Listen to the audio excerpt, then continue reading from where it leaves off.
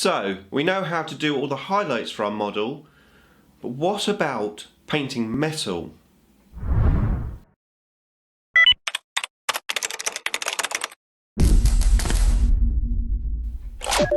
Nick speaking, and welcome to this video.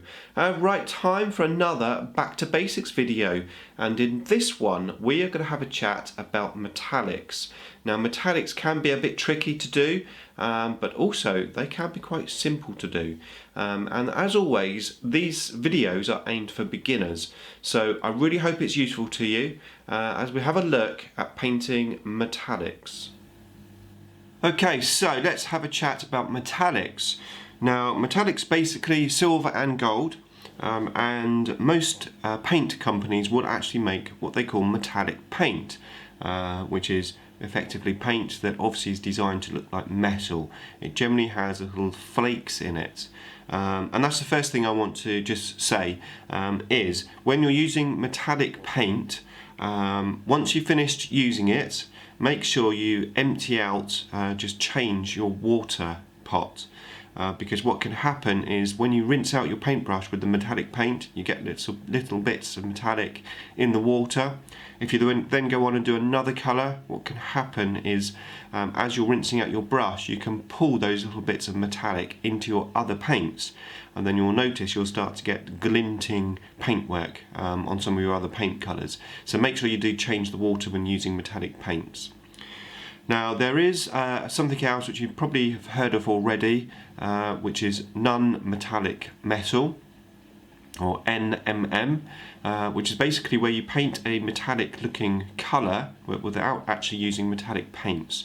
Usually if you're doing silver, for example, you'll be using greys, and if you're doing gold, you'll be using yellows. Now I'm not going to cover that in this video, and the truth is, the reason for that is I've never done non-metallic metals. I've never had the need for it.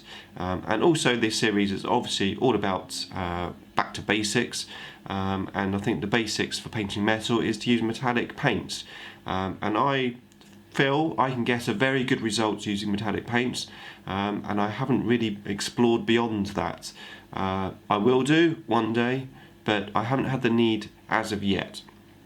Okay, so in the previous video we went in and we base coated our model, and we base coated the silver metallic places with the iron breaker, and also we did the Balthasar gold on the gold sections.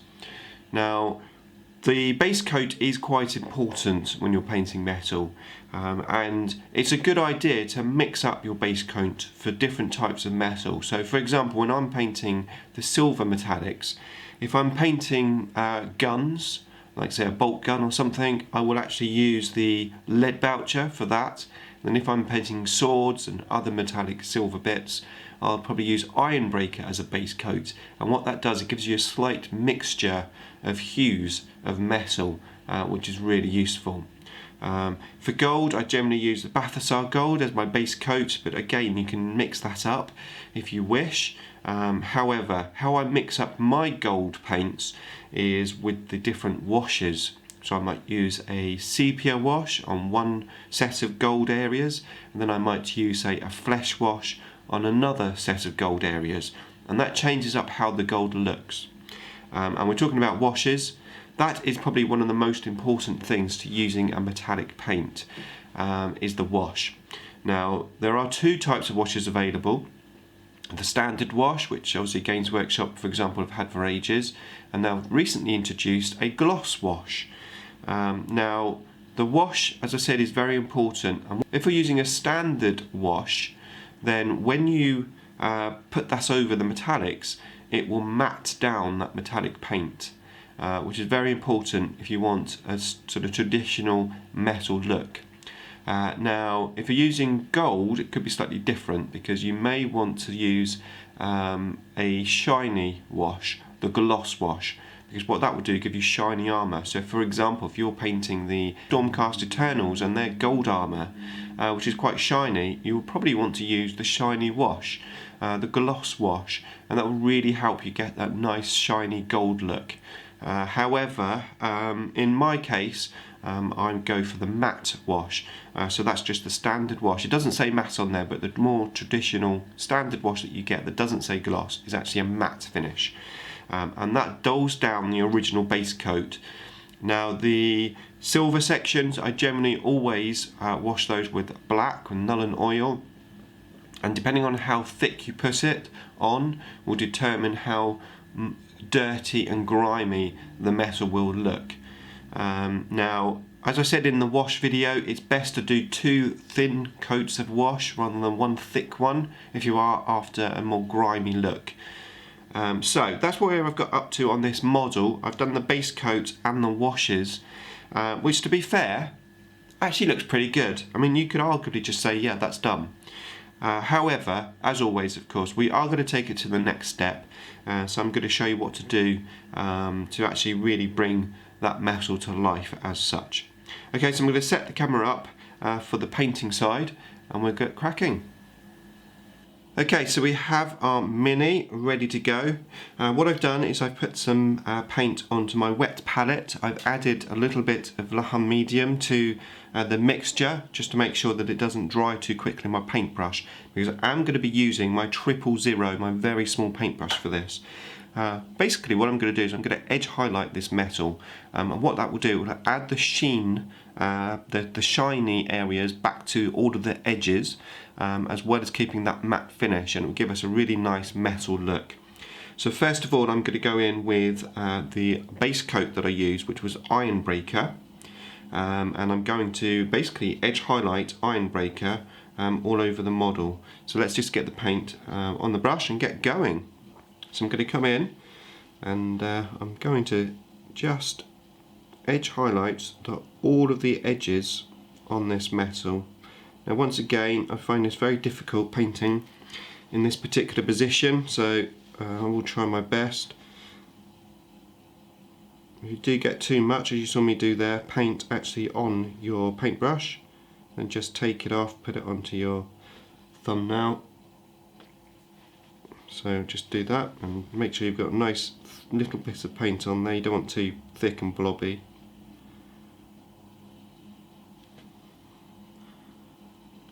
So I will just effectively edge highlight the rest of this model, and I will speed up the camera so you can still see what I'm doing. But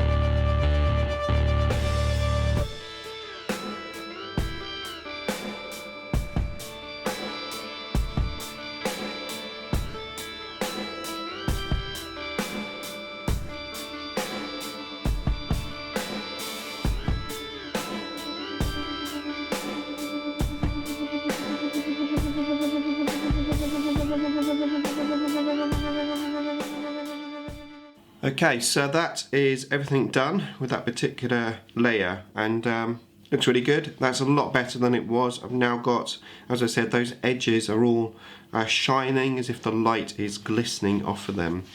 Now I am going to take this one more step, so I'm going to go in now with the Runefang still, and I'm going to put some more highlights on, but this time I'm not going to cover all of the edges. I'm only going to cover the areas where I think the light is going to really be pinging off of.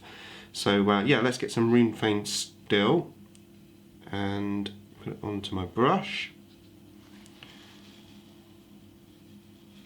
and we're going to pick the edges where we think the light is really going to be reflecting off, and this will just give us that extra little pop, extra little sheen.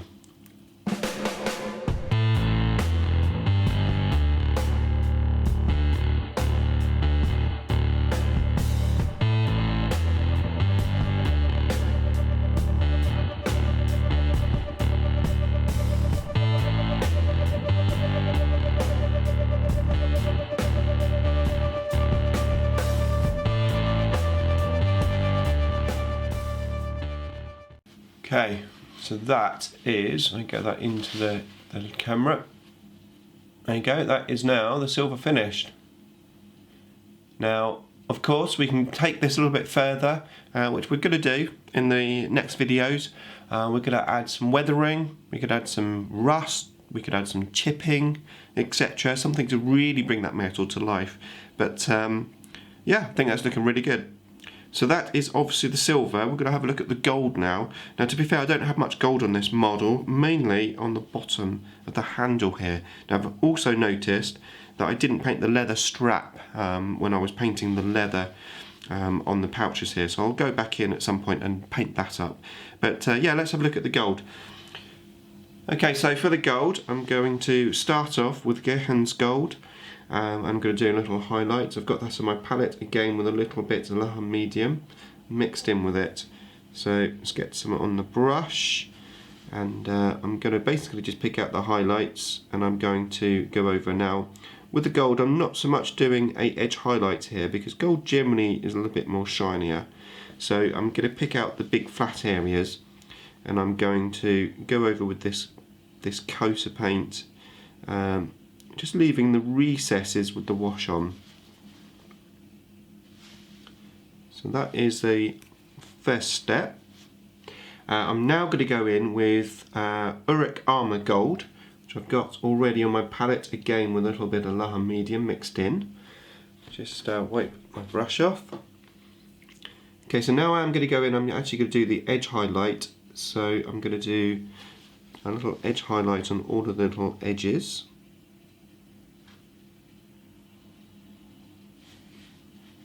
Great thing about using this small brush is I can really get into the little edges quite easily.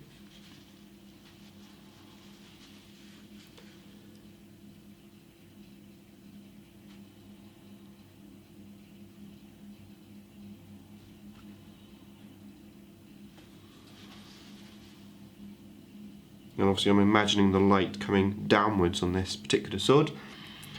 And then lastly, I've made up a mix of the Uruk Armour, and I've added in a little bit of Rune Fang Steel, so a bit of silver.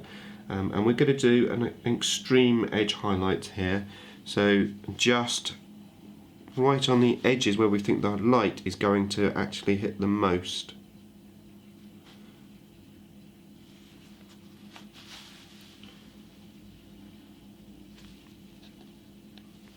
Just on the little tips. You could go straight in with silver actually and do this one, but I like to do a mixture because I think I just think it looks better having that little gold fill to the extreme highlight.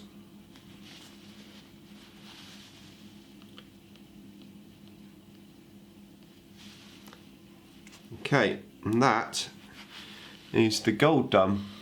Hopefully you can see that. Okay, so that is the metallics all finished. So I really hope you enjoyed the video, and yeah, watch out for the next episode in this Back to Basics series. Thanks for watching.